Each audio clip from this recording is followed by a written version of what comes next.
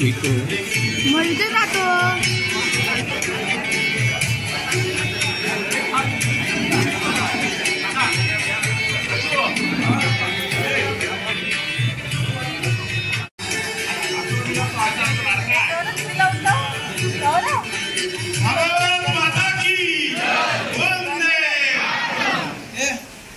मला पूर्ण जाणीव आहे आणि त्या उपकाराची परतफेड कशी करता येईल असा विचार करत होतो तेव्हा मार्केटर माझ्याकडे आले आणि तुझ्या सोसायटीत काही त्याच्याबरोबर त्याला सांगितलं की इथे काहीतरी नारळाची आवश्यकता आहे, नारळाची आवश्यकता आहे. त्यामुळे लगेच माझ्या अंधारीत महापालिकेने सांगितलं काही काम महापालिकेला दिली, आपण अशी तातडीने घेतली आणि आमचं हे नाल्याचं काम चालवून ते लवकरच काम पूर्ण होईल.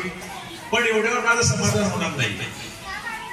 माझ्या इथल्या माझ्या बहिणीच्या मुलांना, माझ्या भाच्याला शाळेत 1000 1,000 रुपये महिन्याला फी द्यावी लागते. जायला यायला रस्ते चांगले नाही, गटाराची सोय व्यवस्थित नाही, खूप प्रकारे त्रास आपला सगळ्यांना सहन करावा लागतो.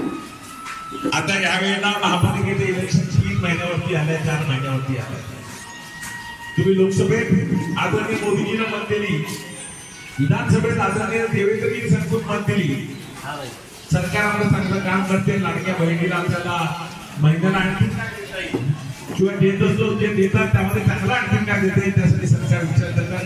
दररोज झालेला आमदार म्हणून मी तुमच्यासाठी इथे चांगलं या परिसरामध्ये आरोग्यासाठी काय चांगलं करता येईल ते बघेल.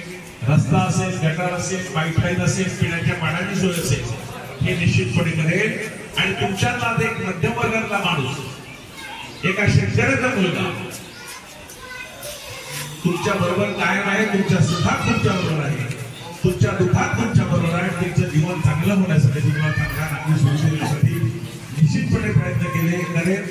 तुम्ही मला विधानसभेत आशीर्वाद दिले, तुम्ही मला मत दिलं, यावेळी भारतीय जनता पार्टीच्या कमानी या विभागामध्ये आम्ही निश्चितपणे करू असा ठाम विश्वास देतो. आपण सत्कार केला, सन्मान केला, त्याबद्दल आपल्या मनापासून आभार व्यक्त करतो.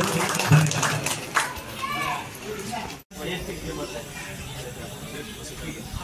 आपण इथे जायचं हे काम आहे, आपल्याला पुढे जायचं. ठीक आहे.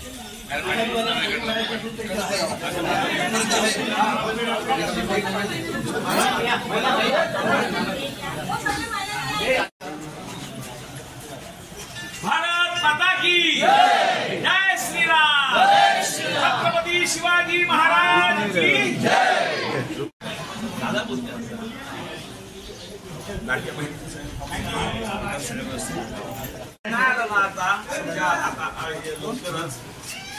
परत मी इथे पाण्याशिवाय येणार नाही, पाणी आल्याशिवाय येणार नाही. त्यावेळेला येईल पाणी घेऊनच येणार तुम्हाला, किती नाही झालं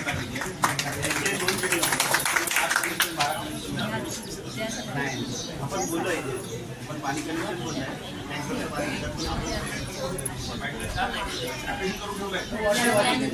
एवढं वर्ष ऍप्लिकेशन केव्हाच काही